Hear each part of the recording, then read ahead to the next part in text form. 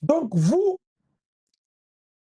étiez là pour destituer les gouverneurs. Donc, ceux qui boy, oh non, bah, faut sauter. Hey, allez, allez, bolongo là, afuta mbongo. Ça, c'est la très mauvaise qualité des députés provinciaux. Très mauvaise qualité.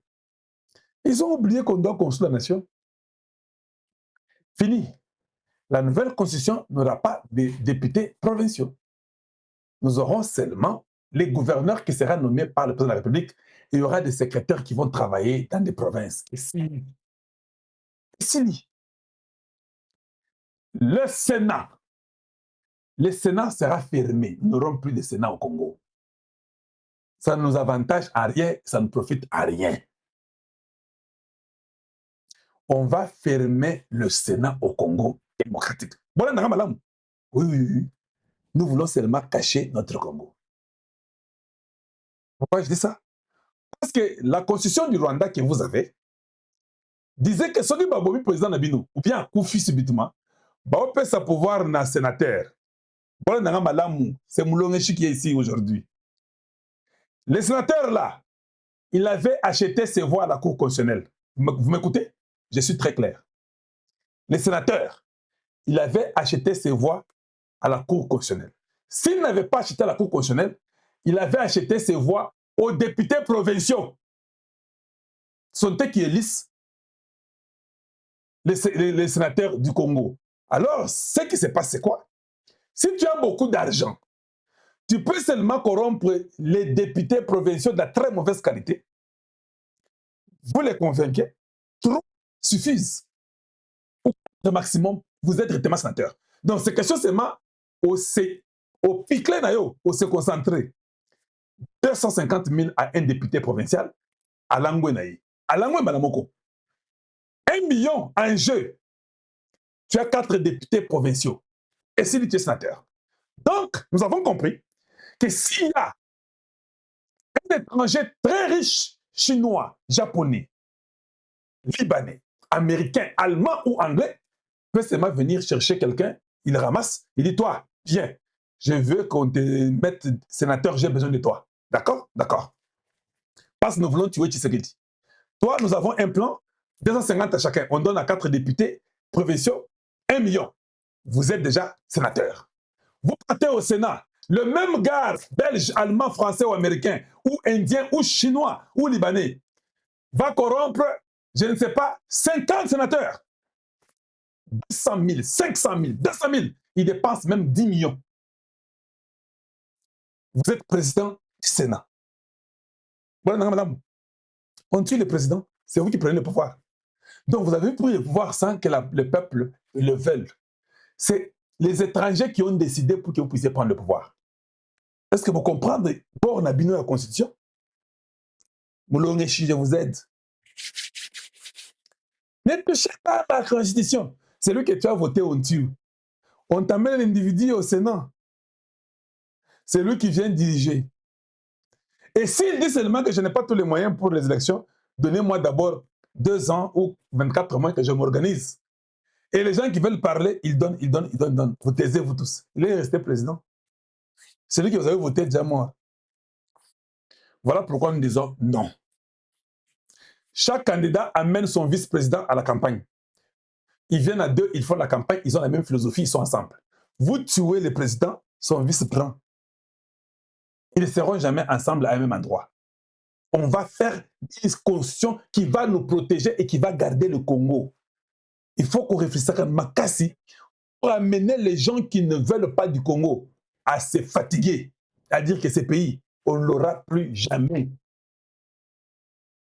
Tu veux gagner, hein? C'est difficile de comprendre ça. Vous aimez la vidéo? Nous sommes à plus de 600 personnes sur notre Facebook, plus de 300 sur TikTok. Et nous sommes à 3000, presque 500 sur YouTube. Donc, est-ce que vous avez compris ça? Et c'est difficile à comprendre ça. Maintenant, le M23 est enterré parce qu'ils ont dit, hein, nous sommes venus pour qu'ils se réalisent par la Constitution. Un, c'est une imbécilité. Deux, c'est une médiocrité. La Constitution, tu peux la toucher quand tu es le président de la République. La même Constitution-là dit que tous les peuples congolais, 100 000 signatures, vous la touchez. La même Constitution dit la moitié de l'Assemblée, ils sont d'accord, vous la touchez. La moitié des sénateurs sont d'accord, vous la touchez. Un fou voyou qui est en train de soutenir les Rwandais, qui s'appelle Nanga, vient et dit que non. J'ai fait cette guerre parce que Tshisekedi veut toucher la Constitution. Bêtement, les gens acceptent. Parce que la guerre avait commencé quand Tshisekedi n'a pas de la Constitution. La guerre a commencé au premier mandat. Nous connaissons vos techniques stupides là. La guerre a commencé au premier mandat, en 2021 vers la fin. La guerre commence. 2 ans au pouvoir, la guerre commence. La première année, FCC cache. Quand il rompt, FCC cache, Toumbe Bandi. Nanga est venu 2 autres années après. Oh non, tu sais que la conscience, c'est pourquoi nous faisons la guerre. Non, Nanga, toi tu es un pantin.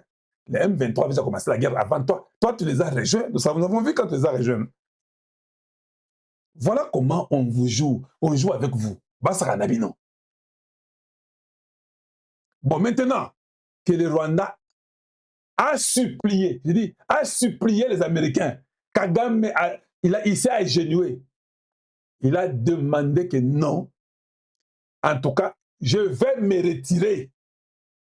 Bon, dans leur stratégie, s'ils ont un plan, disons qu'on va se retirer et puis on va les mentir. C'est pourquoi quand les gens disent que non, Ouvira va tomber, vous rêvez. Oh, Maniema va tomber, c'est faux. Ça ne va pas tomber, c'est déjà fini. La guerre est terminée. Ça, vous ne dites pas à Kalonji.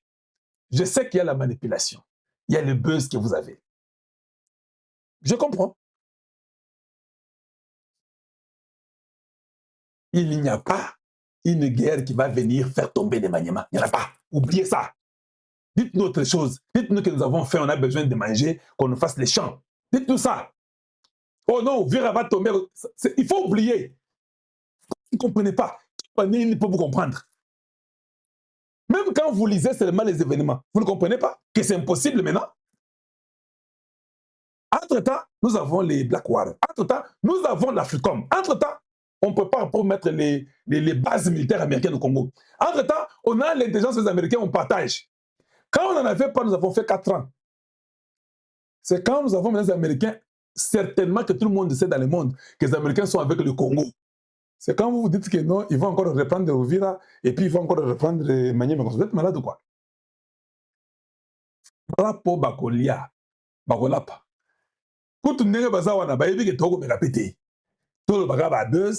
Et je comprends, moi je suis professeur Moulonish.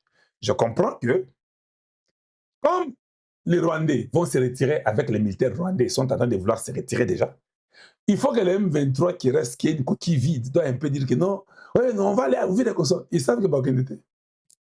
Quand les militaires rwandais partent là, c'est les M23 au fait qui partent. C'était juste les noms qu'on vous avait donnés. Tous sont des Rwandais. Il n'y a pas un truc de Congolais là-bas ou non, nous les M23 comme ça. Je me pose seulement la question, Nanga ira où? Parce que Nanga, nous allons les mettre hors état de nuire. On ne va pas pardonner. Soki Nayoki, Nalobi, Soki Nayoki, un Congolais venir nous faire comprendre que non, Azamo Namboka, Soki Nayoki, si j'ai les moyens, je vais te faire arrêter. Il faut que cette stupidité-là cesse au Congo démocratique. On ne peut pas tuer des mamans et des femmes et des enfants et des filles et nos soeurs. On tue, on les humilie. Écoute, toi tu peux m'insulter, hein, mais il ne faut pas toucher aux femmes. Hein. Ça, je vous l'ai dit. Hein. Tu peux m'insulter, je m'en fous. Vous m'insultez chaque jour ici, non? Boranga, boranga, mais quand vous touchez aux femmes congolaises, quand vous détruisez la dignité d'une femme congolaise, je suis votre ennemi. Je ne vous pardonne pas. Parce que ce sont eux qui sont mes mamans. Ce sont elles qui sont nos femmes. Ce sont elles qui sont nos sœurs, nos grandes sœurs, nos petites sœurs. Ce sont elles qui font la société congolaise. Dis-nous, si on te pardonne, nous sommes fous. Nous sommes fous. Il n'y a pas de pardon. Il faut oublier, Boba, il n'y a pas de pardon.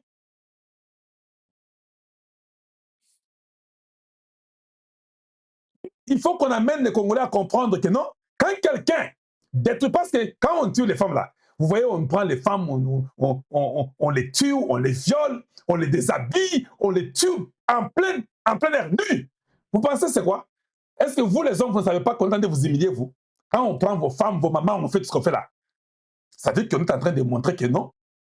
Celles qui peuvent vous élever, nous les détruisons, vous n'êtes rien.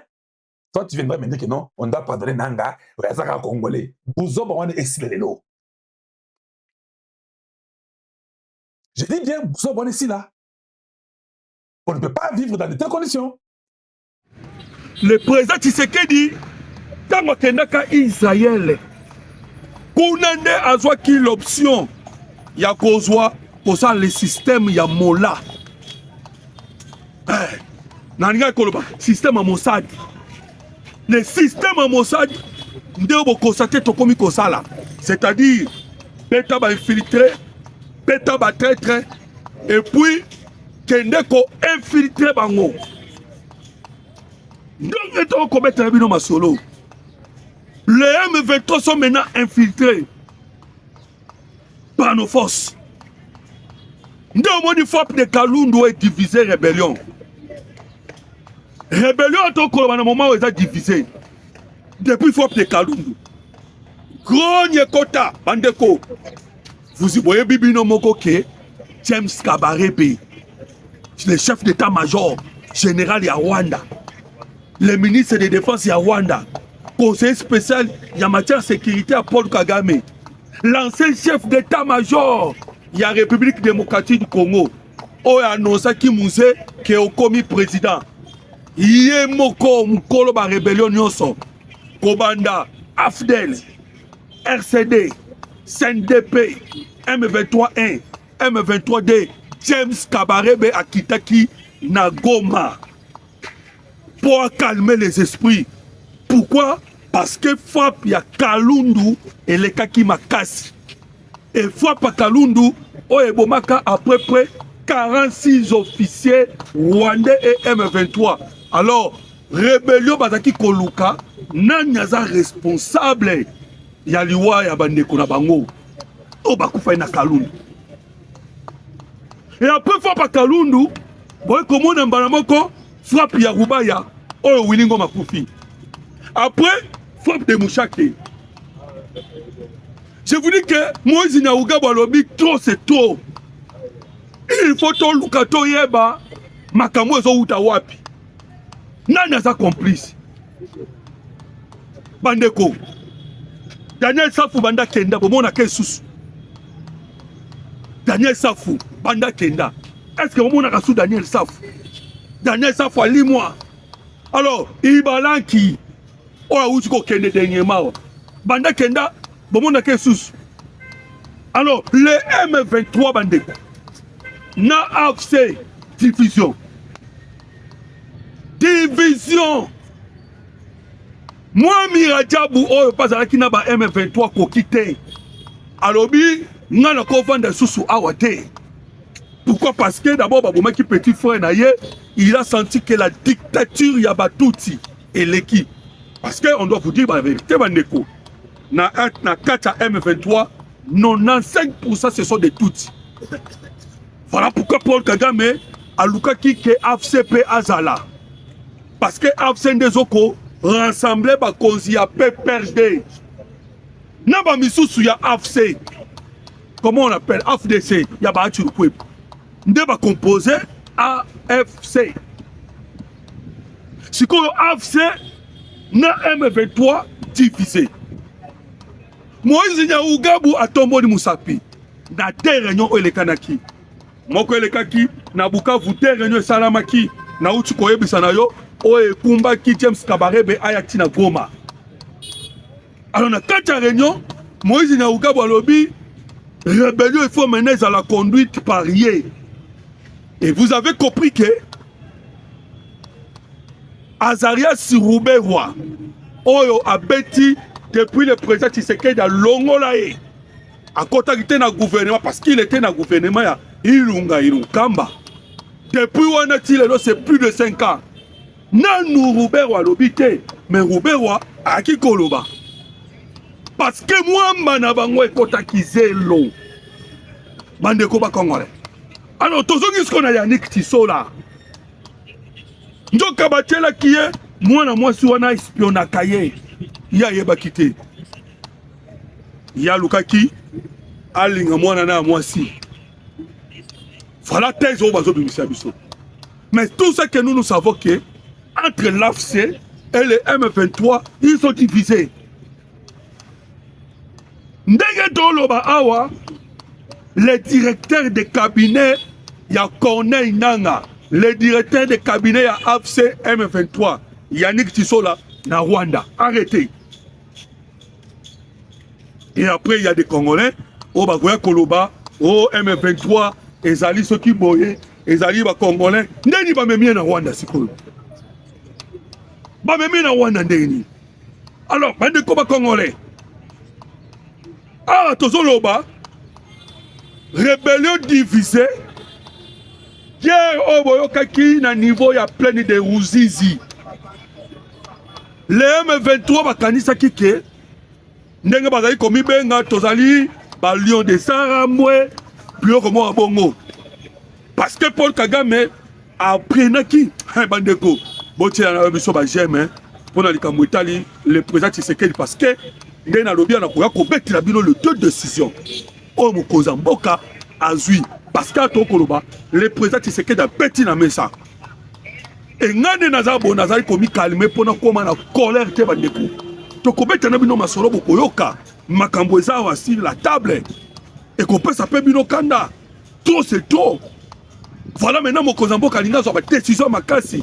Mais bon télé nous j'aime pourquoi parce que le président Tshisekedi a soukisi Kagame. Kagame se croyait qu'il est fort na bitumba ya bangomba. Parce que ça qui va déclaration na ye au nom tokende ko bunda na bangomba ya Congo. Nde omoni akotisaki ba militaire rwandais ba yaki na nzela ya rivière de Ruzizi. Rivière de Ruzizi, Bakiti, Bamatina, au plateau de Fisi, au plateau de Mwenga, au plateau d'Uvira. Nabangomba ya Uvira Mwenga, pe Fisi. Alors, comme Kagame forma basoda na yeba tambola na tuma ba pau, ya mikuse, loko ba mpuku.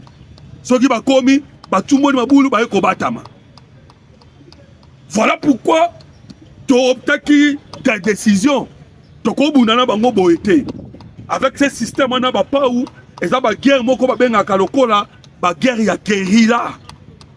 Nde omoni ton somba ki ba drone. Ba drone ya dernière génération. Bandeko, o ezo mata boy 10 km. Plus que mati, plus que zo ciblé. Nde omoni passe ba officier rwandais ba sili. Kagame maintenant il faut changer les stratégies. À comprendre que Kobunda Nabangomba a perdre basoda bandeko to betana bino masolo to yebisa bino ndenge le cimetière de Kanombe est tonda na ba officier. Il faut savoir que cimetière ya Kanombe ezali cimetière ya ba officier. Et ça cimetière ya ba soda mulongote.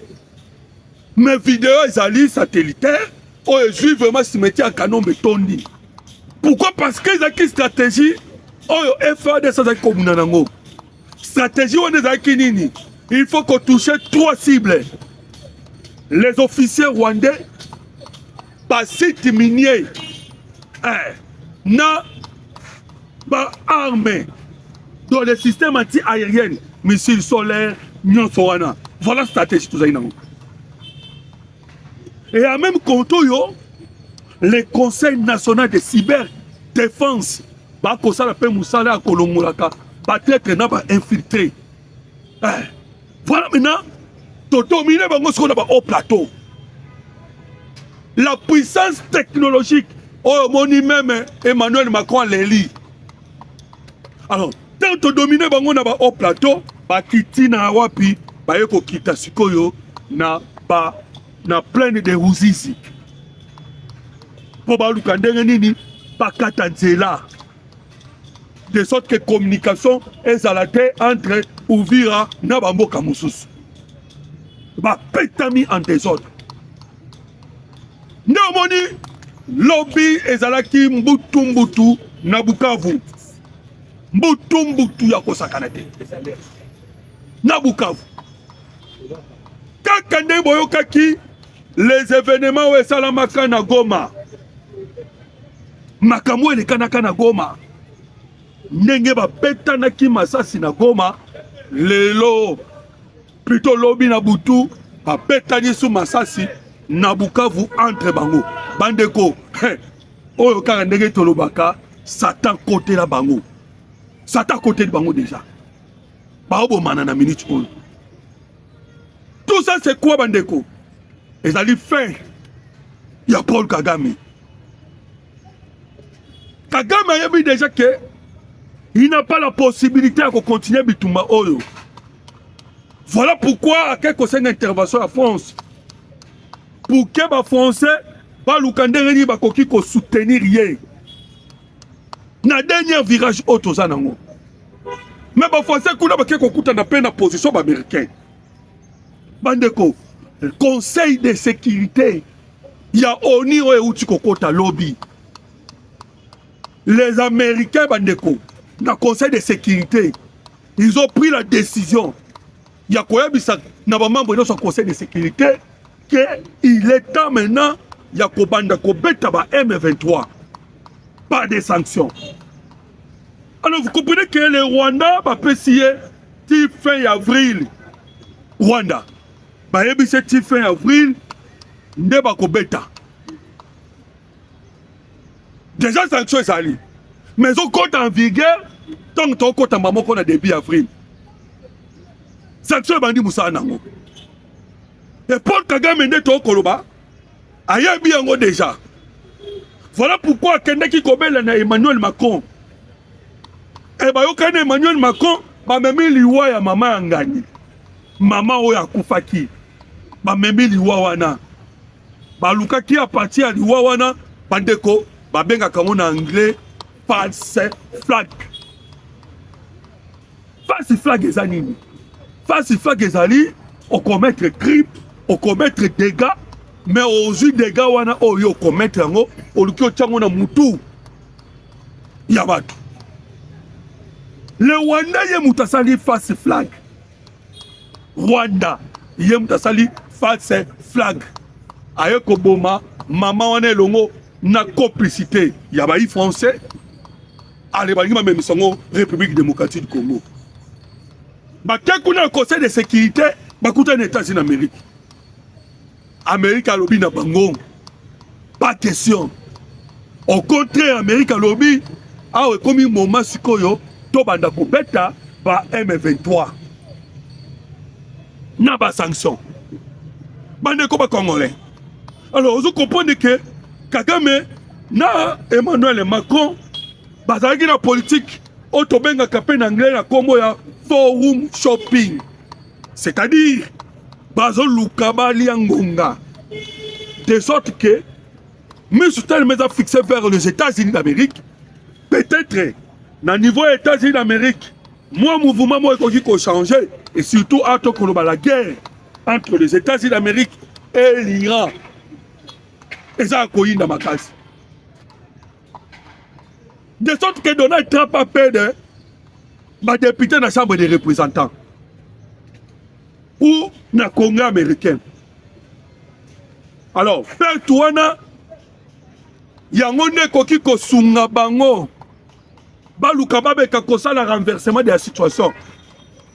Mais les dossiers à la République démocratique du Congo, ne trouvons le balabino bande de Congolais, et ça dans ma boko.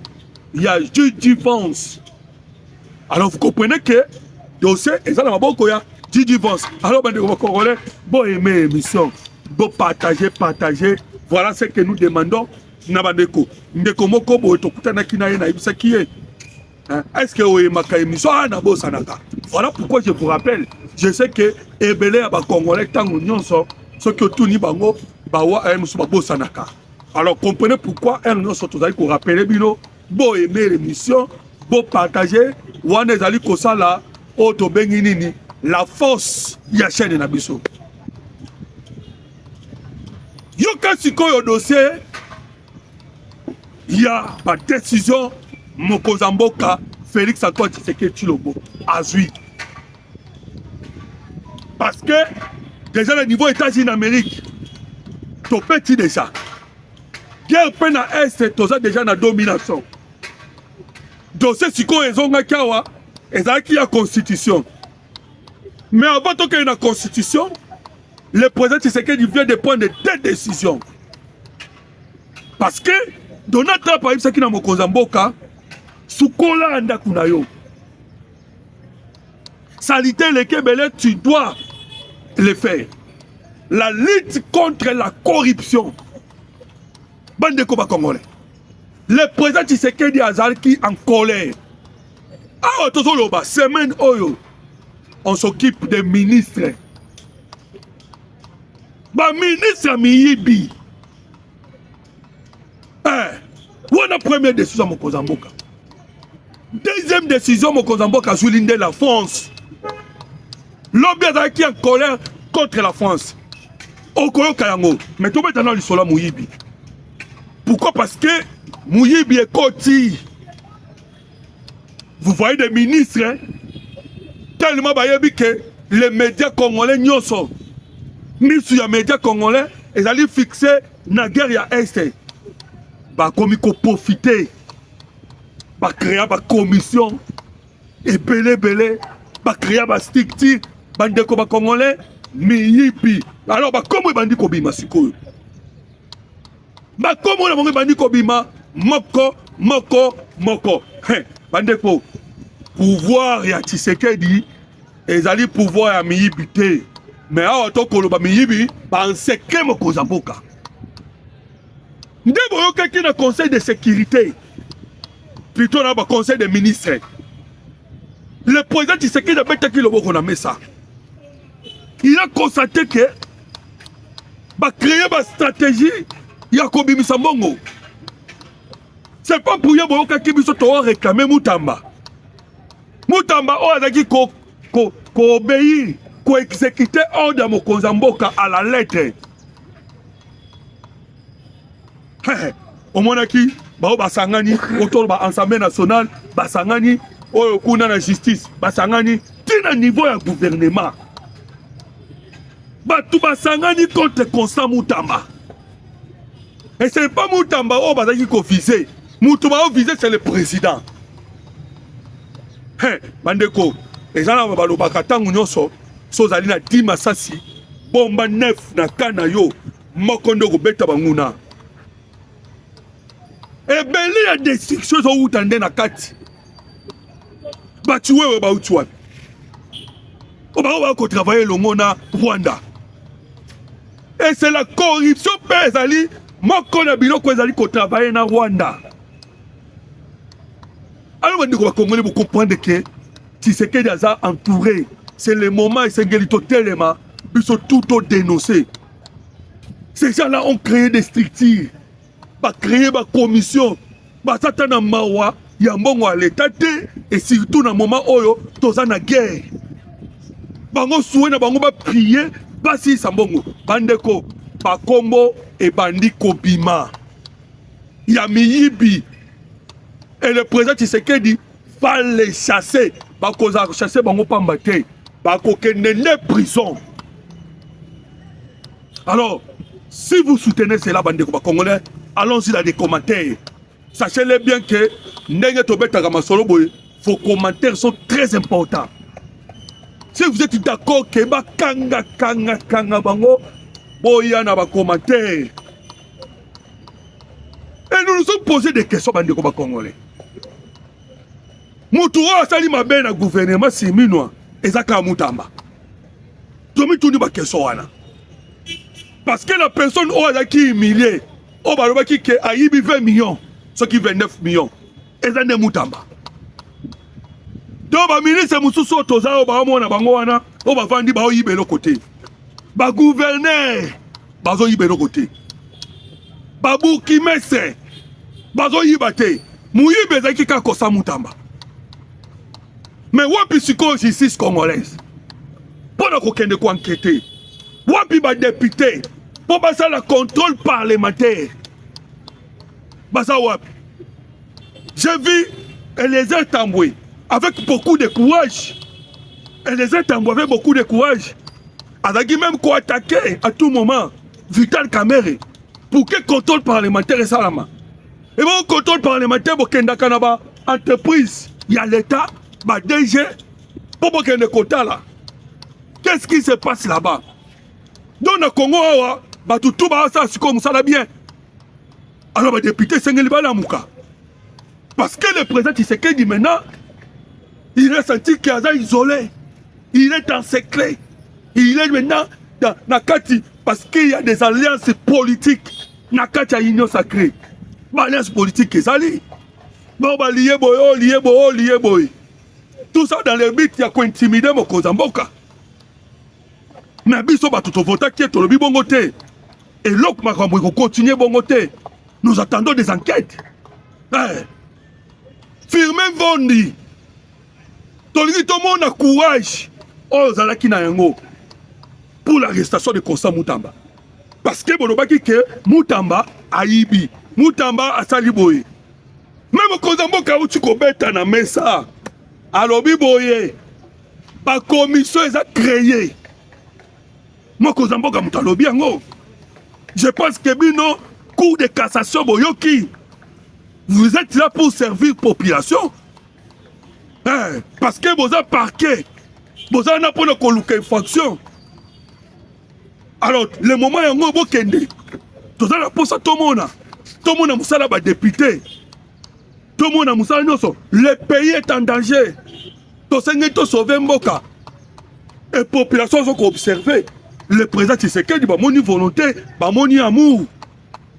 Bande ko ba Congolais, ndeko moko ayebisi ngai, mais Yemoko, Félix Antoine Tshisekedi Tshilombo, il tolère cela.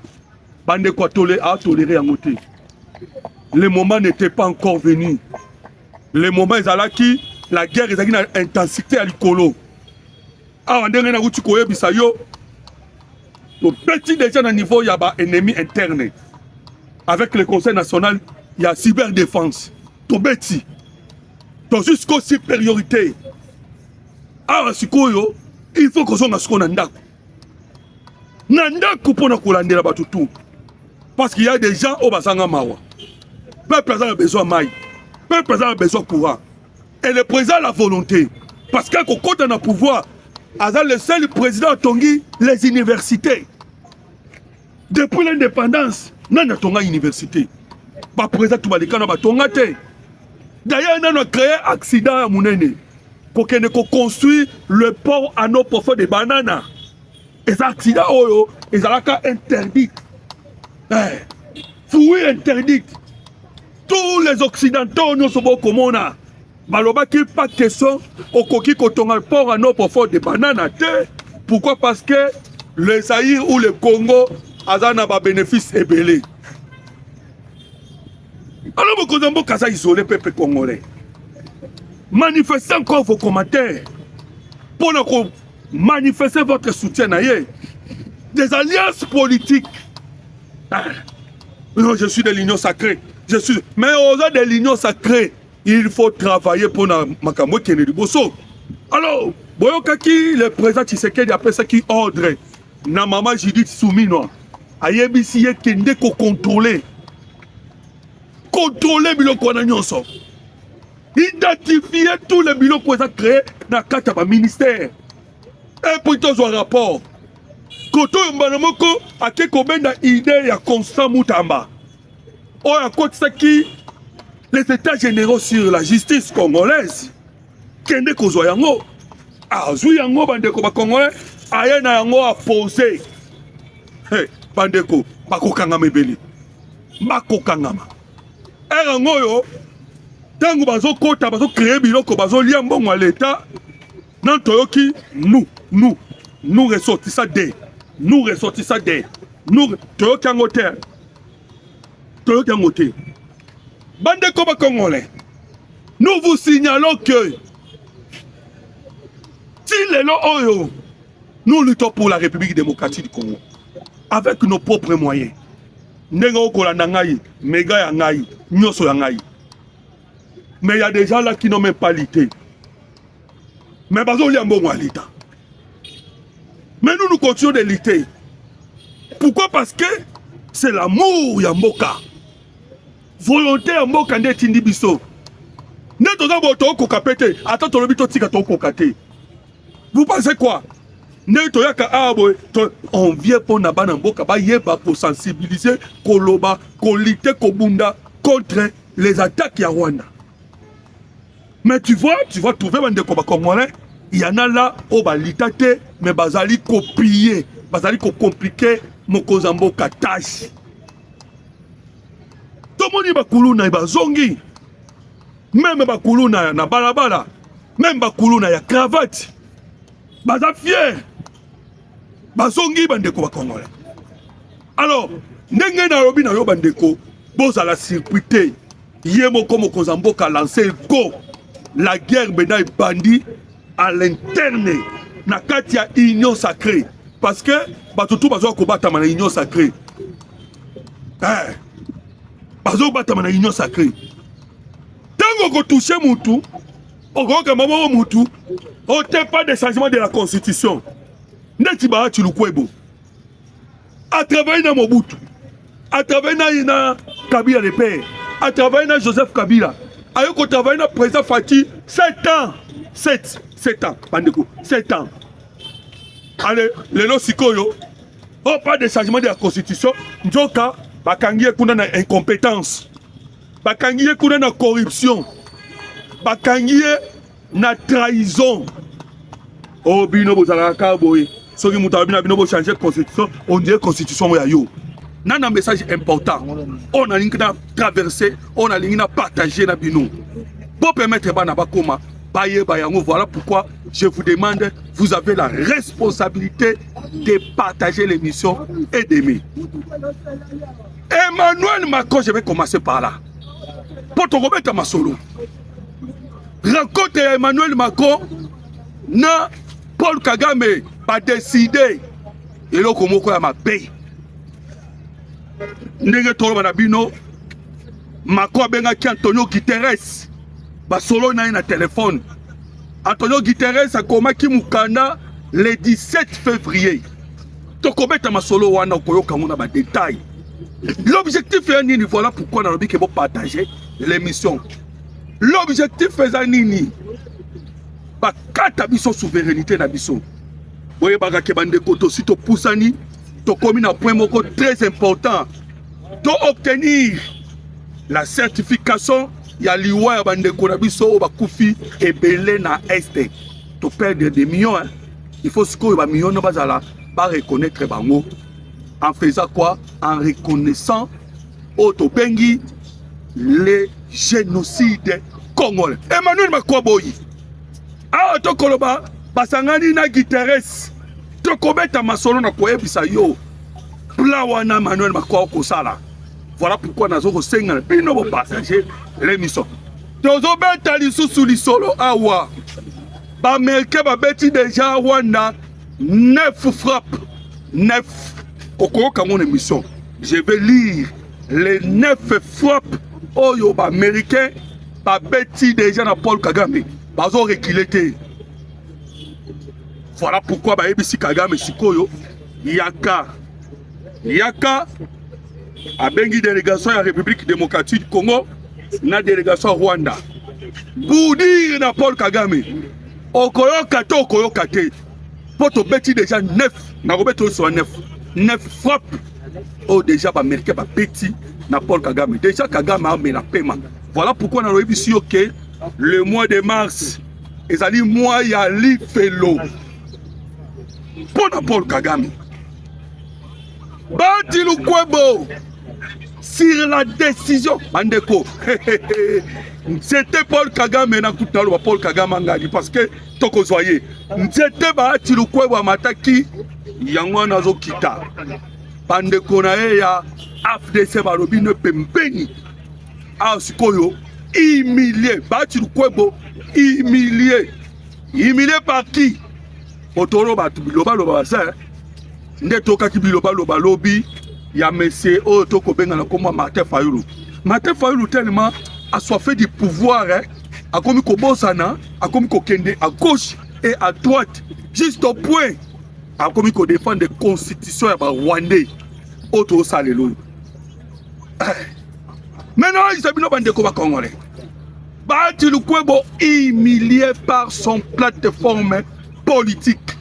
Balobi na ye yo okozala chassé. To kometa solo sur la lettre o ya démission mais bandeko wana ezali ba précédé mais to kobimisa ba révélation okoyoka na kati ya émission ba révélation pourquoi Bahati Lukwebo a précédé qui kosala conférence de presse a bengisi ba caméra et à son ba caméra njoka Bahati Lukwebo avait caché plusieurs choses avec ko mamba constitution pambate il a des histoires et les histoires là na ko beta na kati ya émission okoyoka alors rappelez ngai pour que na bossa na tena ibisa na ko beta liso na ngwa na kati ya émission et puis Vital Kamerhe a pris la main dans les sacs okoyoka comment est-ce que Vital Kamerhe a été pris la main dans le sac. Voilà bande ko ba congolais au sommaire masolo tozo so na bino bande ko ba congolais awa elongo na bino.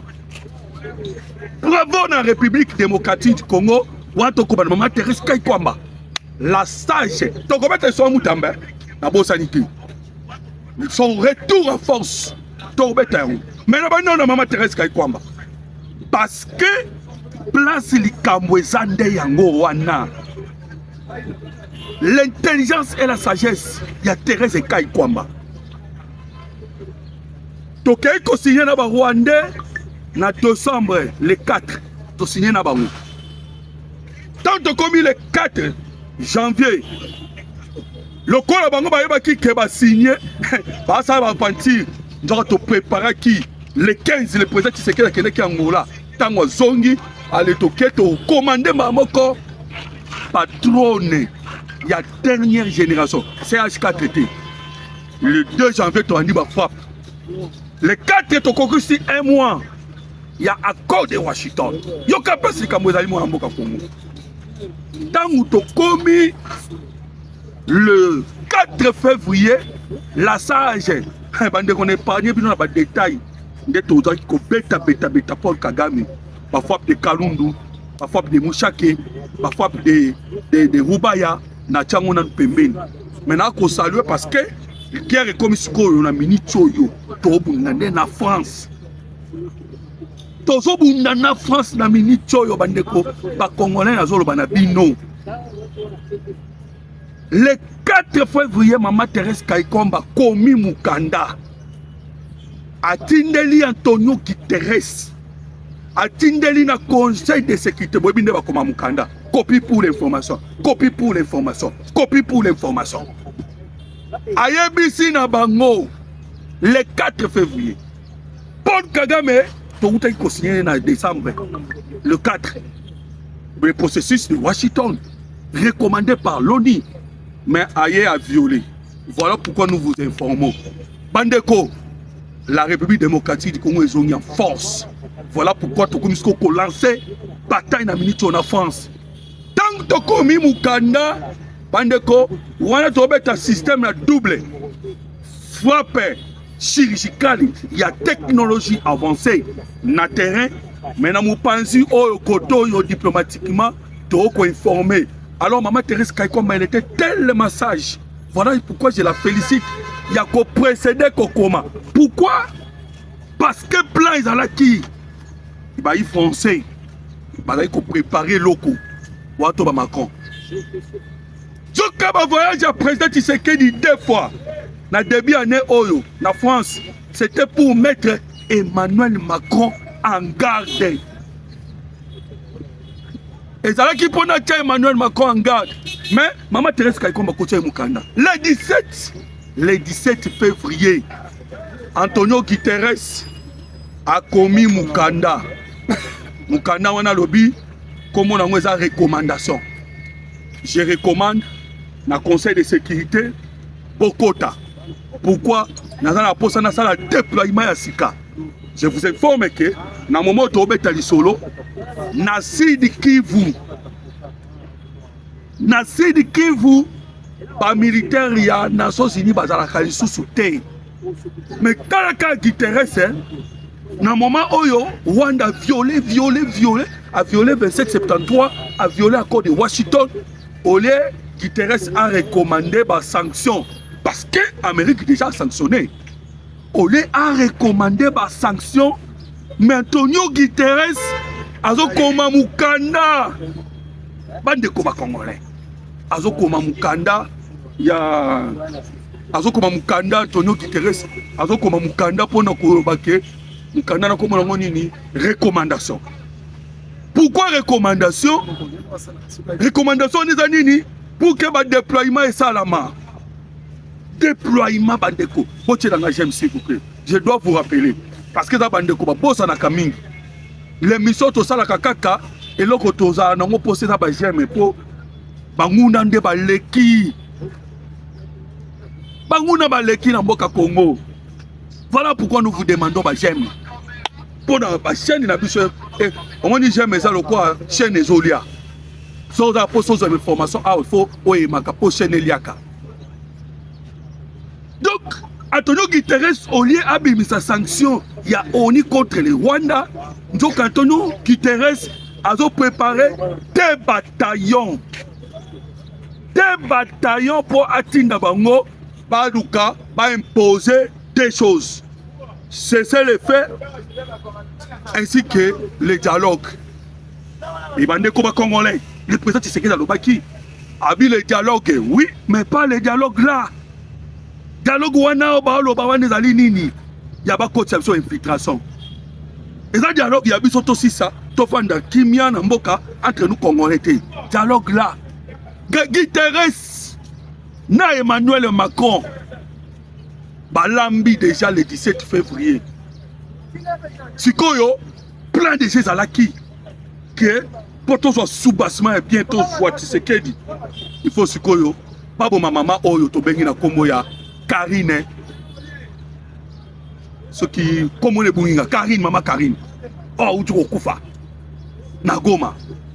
C'est un plan bien préparé. Oui, mais pourquoi tu as Lélo, aujourd'hui, le 17 mars, réunion au Conseil de sécurité côté. Oui, mais, n'a convoqué en haut. C'est la France. C'est la France. N'a mené ni à la Kati. France à lobby, premier point, par retraité, Liwa maman, Karine. 17, voilà. Premier point, non, les condamnations. Les condamnations, pourquoi il y a eu crime de guerre. Pourquoi humanitaire a confié. Premier point, étudier. Même à cause de la Kiwapi Badakala, Kagame a bombé 17 000 Congolais. Les 17 000 Congolais, dans la valeur, il y a que Tokolobateke, Maman Wana, Liwana, et que ce sont les M23. Et c'est Liwa Maman Wana, c'est Emmanuel Macron. Liwa Maman Wana, c'est l'ONU. Pourquoi? Parce que on y a autant la Kagame Boye. Alors que les Américains vont opposer pas. Les 9 sanctions, les 9 frappes des États-Unis d'Amérique envers Paul Kagame. Je vais vous les lire. Moko. Américain Bazali déterminé. Il y a quoi écraser Paul Kagame. Voilà pourquoi on dit Emmanuel Macron à la Mouki, na Lombango Mingi, Aya Alukanderenini a recevé Paul Kagame. Il faut poser votre travail dans Joseph Kabila. Sabino. Nani aza mukolo constitution oyo. Tangu cheo kitunda zo Sabino que constitution oyo ezali vraiment ko pesa Rwanda la force bozongo baje. Mais bon tout na pas Jean-Pierre Mbemba Sabino. Constitution et salami bandeko ba congolais. Na kata constitution au Kokuta, Jean-Pierre Mbemba était sous l'influence de l'Ouganda. À l'Ouganda, tu as la constitution. Jean-Pierre Mbemba avec une Munduki sous l'influence de l'Ouganda parce que l'Ouganda n'est qui base à rien naïe. Allez, constitution et salama sans intérêt à Ouganda. Aboni Boyoko. Azaria Sourouberwa, un Rwandais, tout fait. Constitution de salama, Azaria Sourouberwa, andi ma constitution ona ezala sans intérêt ya Rwanda boni boy ko bandeko ba congolais Joseph Kabila Kanambe Hippolyte oyo bino moko lelo na gouvernement ya Tshisekedi abimi na mpoisa alobi les revendications de M23 sont légitimes bandeko ba congolais est-ce que bokoma déjà na niveau ya kofungola l'accord de l'Emera total et la biso l'accord de M23 elobi nini Kagame a soutenu M23 pamba abimisi mbongo ne ofele abimisi basoda na ye oyo totondi si cimetière de Kanambe bazo kufa ofele pour intérêt mon côté et maintenant Hippolyte Kanambe oh lelo révélé comme état agent il y a Rwanda alobi que les revendications il y a M23 légitime maintenant constitution Kabila ça la keza bien bande ko ba congolais ozo sunani Zaïd Ngoma to Abdoulaye Yerodia mais tous sous l'influence du Rwanda Yerodia kutu influence ya ba français ba belge Yerodia là et ba français ba kosa eloko malon mo pona bino la France qui aujourd'hui réclame Moïse Katumbi. Et Moïse Katumbi, c'est celui-là qui vendait les armes. Bande ko ba congolais. Bozo mona teke tozo commettre ben rebelle na mboka oyo. Siko soki ba keba kangio pona ki compétence na yo. Olobi pas de changement de la constitution. On dirait pour intimider Tshisekedi pour un troisième mandat. Sassou, Azadi a combien de mandats? Sassou. 42 ans. Non, pouvoir 82 ans d'âge. Bongo Paul Kagame, l'homme de 98%. Yoweri Museveni. De Binombo Kabo Monica Yangwana. De Oyiba, Sobalobi n'a pas de changement de la constitution. Cette fois-ci, ça ne va pas passer. Et qu'on passe sous tes bandits. Alors, il y a une deuxième décision. Je vous ai dit première décision. Le président Tshisekedi a yebisco place à Téléma. Voilà pourquoi à l'opération nettoyage na niveau ya ba institution nyonso. Nettoyage des salama. Kolongola tous les mouvements ya mabe. Yo kasko deuxième décision. Deuxième décision quoi dit ba français. Kagame akedaki na France na janvier. Kagame a ko kende sous na France na début à mois de mars. 2 fois. Négociation à Kagame Zakake, Louise Mishikiwabu, Azala toujours m'opposé à francophonie. Vous savez que Kagame a beaucoup perdu. Hein? A perdu à la scène internationale. Parce que la guerre est médiatique, guerre est diplomatique. Kagame est en monde à perdre tellement mingi. Il veut maintenant conserver leur position au niveau de la francophonie. Nda mettre deux voyages. Lobby bande ko ba congolais. Louise Mishikiwabu abimi malamo na TV5 Monde. Oh non, j'ai le soutien de la France, j'ai le soutien des Français pour la francophonie, je viens travailler. Le président de la République a bengi siba ambassadeur nyonso ya francophonie. A bengi sibango. Ayebi sibango boye. Maman candidate na biso yeyo. Juliana Lumumba. Botala. Azalaka ministre culture. Azalaka ministre boy. Azalaka boy. Boza obligé de soutenir. Biso République démocratique du Congo. N'a nous peut diriger francophonie. Voilà pourquoi votre soutien vous a bien. Rwanda a déjà dirigé francophonie, mais c'est un pays anglophone. Bandeko, il faut que vous compreniez ce que dit bien. La décision aujourd'hui, campagne aux menée. Ce qui Emmanuel Macron a s'azardé à Ouattara Kembi, na 10e, 11e mois, il y a un Oyo, a sali passage à fort en force. Il y a Louise Mishikiwabu. Déjà, ils sont avertis. On va quitter. Oh, comment on a vu ça? On a dit qu'on a arrangé en français, mais en anglais. Donc, on a dit qu'on a une émission en anglais. Ah, oh, on a dit qu'on a congolais, mais pour aller na lingala. Mais déjà, on a lingala. Mais on a dit qu'on a en anglais. Pourquoi anglais, bande ko congolais? Na kati comprendre mboka oyo Angleterre pas ali to ba ou bien Royaume-Uni ou to ko ba na mukuse tango invasion Zaïre et Salamaka c'était des anglo-saxons. Et yebani anglo-saxons. Quand on parle des anglo-saxons, tous au monde Canada, tous au monde États-Unis d'Amérique, tous au monde Australie, tous au monde Bamboka wana nyonso. Mais ce que constater les lots, au monde que Arsenal aux alliés équipe na niveau ya équipe de football, bien sûr, mais c'est toute une institution. Pas une décision na bango bazui et outi na gouvernement ya Grande-Bretagne. Balobi il faut bokata na Rwanda. Et d'ailleurs bande ko ba congolais. Keir Starmer, le premier ministre ya Royaume-Uni, bande ko ba congolais. Aussitôt a gagné kika pouvoir na ye. Bande ko a gagné pouvoir na Tongo, na Pokwa, a résilié à Kimbala moko l'accord avec les Rwandais sur la migration, sur les réfugiés. Et là, quand on a nous fait ça, comme ça la terre, dit les lots. Donc, quand tout, France a zolu kaba manœuvre. Oh, nous surtout à bloquer la République démocratique du Congo. France au bon monde. Mais Grande-Bretagne a sali bon terre. Grande-Bretagne a qui vraiment, Talaka Kagame a commis ça, le Rwanda, pays francophone. Oui, mais que Grande-Bretagne balba inine. Rwanda comme ça, le ministre des Affaires étrangères d'Abango. Baben a carré secrétaire d'État, Magamota l'affaire étrangère. David Lamy. Ayebisaki Kagame. Ce qu'on pime ici, ma troupe na yo, na est la République démocratique du Congo, même Commonwealth, Togoyate. Rwanda ko banda ko participer na Commonwealth te. Bandeko, Commonwealth est la francophonie. Commonwealth. Vous imaginez?